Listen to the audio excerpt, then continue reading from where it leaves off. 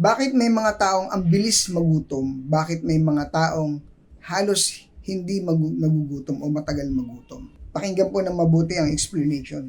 Dapat po tama yung carbohydrates na binibigay natin sa katawan natin o yung fuel ng katawan natin. Kapag ito ay natural, ito ay maganda sa katawan natin. Kaya mabilis magutom ang mga tao kapag tayo ay exposed sa mga artificial sugar o yung mga refined sugar, mga gawa ng taong carbohydrates. Dahil ang mga ito ay mabilis lang ini-spike yung ating blood glucose o yung energy ng katawan natin. Ang bilis lang mag-elevate. Pero ang bilis din mawala. Kaya ang resulta, lagi tayong nagugutom.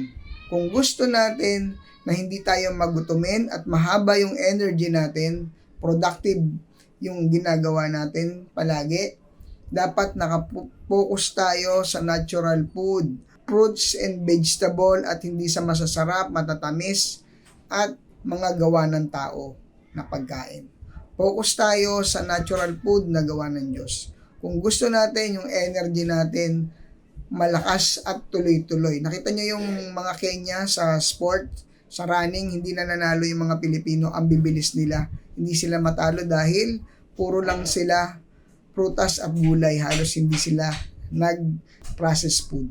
At hindi sila halos sa mga artificial sugar or refined sugar.